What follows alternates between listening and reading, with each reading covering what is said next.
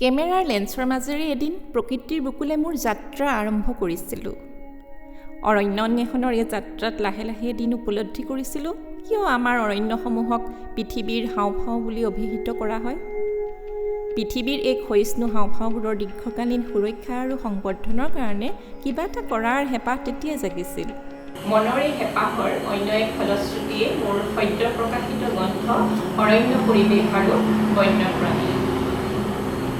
এই গ্ৰন্থখনি অৰণ্য আৰু বন্যপ্ৰাণী সম্পৰ্কে আমাৰ ব্যক্তিগত অভিজ্ঞতা, দেশ বিদেশৰ গৱেষণা, লোক সংস্কৃতি, ঐতিহাসিক প্ৰেক্ষাপট এই সকলোখিনি দাঙি ধৰাৰ প্ৰয়াস কৰা হৈছে। অসমৰ এক আগশাৰীৰ প্ৰকাশন প্ৰতিষ্ঠান বনলতাৰ মঞ্চৰ পৰা প্ৰকাশিত অৰণ্য পৰিৱেশ আৰু বন্যপ্ৰাণীৰ প্ৰথম দুটি প্ৰতিলিপি অৰ্পণ কৰিছোঁ ক্ৰমে অসম সাহিত্য সভাৰ প্ৰাক্তন সভাপতি, ইতিহাসবিদ, সাহিত্যিক শ্ৰীমন্ত শংকৰদেৱ স্বাস্থ্য বিজ্ঞান বিশ্ববিদ্যালয়ৰ উপাচাৰ্য ডক্টৰ বৰা ডাঙৰীয়া।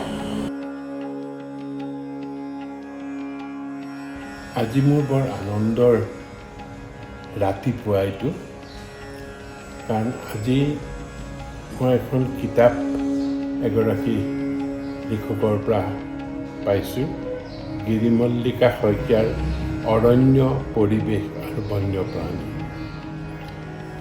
এই অৰণ্য পৰিৱেশ আৰু বন্যপ্ৰাণী কিতাপখন মই আমাৰ অসমীয়া সাহিত্যৰ জগতত এক উল্লেখযোগ্য সংযোজন বুলি ভাবোঁ, কাৰণ আমাৰ সাহিত্যত পৰিৱেশ আৰু বন্যপ্ৰাণী সম্পৰ্কীয় সচেতনতা আজি কিছু বছৰৰ পৰাহে বাঢ়ি আহিছে আৰু সেই দিশত লেখা মেলা এতিয়াও যথেষ্ট কম হৈছে। এতিয়াও বহু কাম কৰিবলৈ বাকী আছে। সেইবিলাক দিশৰ পৰা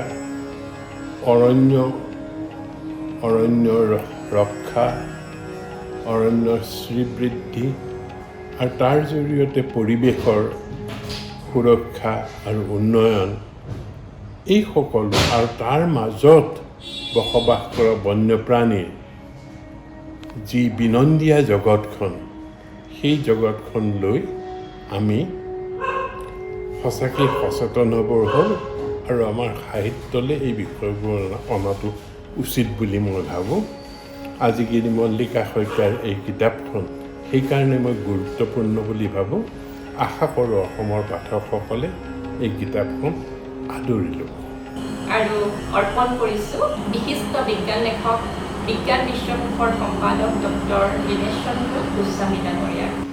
আজি মোৰ কাৰণে এটা বৰ ভাল লগা কথা, গিৰিমল্লিকা শইকীয়াৰ এখন নতুন পুথি অৰণ্য পৰিৱেশ আৰু বন্যপ্ৰাণী, কিতাপখন এখন আমাৰ পঢ়ুৱৈ সমাজৰ কাৰণে ভাল উপহাৰ হ'ব আৰু তাত নানা প্ৰয়োজনীয় কথা থাকিব। ইয়াৰ আগতেও তেখেতে এখন অনন্য অৰণ্য নামৰ পুথি প্ৰকাশ কৰিছে আৰু তেখেতৰ কিছু প্ৰবন্ধ পাতি পত্ৰ প্ৰকাশ হৈছে, তাৰে 2-4টা ময়ো পঢ়িছোঁ। 240 পৃষ্ঠাৰ পুথিখন আমাৰ পঢ়ুৱৈসকলৰ কাৰণে এটা ভাল উপহাৰ হ'ব বুলি আশা কৰোঁ। মই তেখেতক শুভেচ্ছা জনাইছোঁ আৰু এই প্ৰক্ৰিয়াটো, বিজ্ঞান লেখনৰ প্ৰক্ৰিয়াটো তেখেতে চলাই থাকে।